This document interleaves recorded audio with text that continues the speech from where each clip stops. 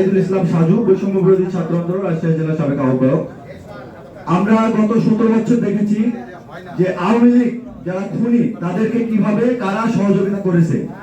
যারা আওয়ামী লীগকে সহযোগিতা করেছে তাদের যদি প্রতীক বরাদ্দ আজকে দেওয়া হয় তাহলে ডিসি অফিস ঘেরাও কর্মসূচি দিব, এবং তাদেরকে যদি প্রতীক বরাদ্দ আপনারা দেন, রাজশাহীতে পুরো বাংলাদেশে কি হবে আমরা জানি না, বা রাজশাহীতে কেউ প্রতিবাদ করবে কিনা আমরা জানি না, কিন্তু আমরা প্রতিবাদ করবই।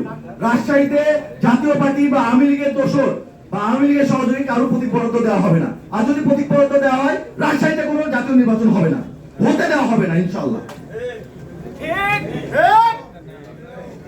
আমার নাম নাহিদুল ইসলাম সাজু।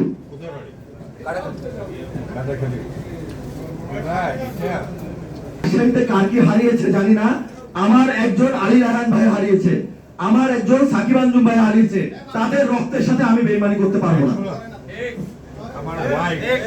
আমার ওয়াইফ রাজপথে আন্দোলন করছে, আমার 3 ছেলে আন্দোলন করছে, এবং মারা যায় সাক্ষী আমার ছেলে পাশে।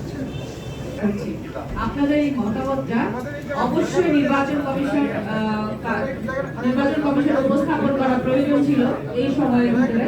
আপনারা উপস্থাপন যদি করে না থাকেন তাহলে আমি অনুরোধ করবো আপনারা সম্মানিত প্রধান নির্বাচন কমিশনারের কাছে এটি উপস্থাপন করবেন।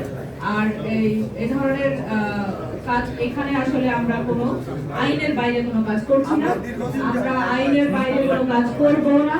এবং আমি জানি এতদিন ধরে আমরা রাজশাহীতে আছি, রাজশাহীবাসী রাজশাহীর জনগণকে এই ক্রেডিটটা আমরা দিতে পারি যে তারা সমস্ত আইনের পক্ষে কাজ করে এবং আমাদেরকে সর্বতোভাবে সহযোগিতা করেছে। আমাদের এখানে বাংলাদেশ সেনাবাহিনীর প্রতিনিধি আছেন, বাংলাদেশ পুলিশ সুপার মহোদয় আছেন এবং অন্যান্য গোয়েন্দা সংস্থা আছেন। আপনারা জানেন যে আমরা নিজেরা কোনো ডিসিশন নেই না, এটা আইনের কথা, আইনের কাজ করি। তো আপনাদের যদি কোনো বলার কিছু থাকে অবশ্যই সেটা বলবেন এবং সেটা প্রপারলি বলবেন। আপনাদের লিখিতও বলতে পারেন, নির্বাচন কমিশনকে আমরা সেটা পাঠিয়ে দিব।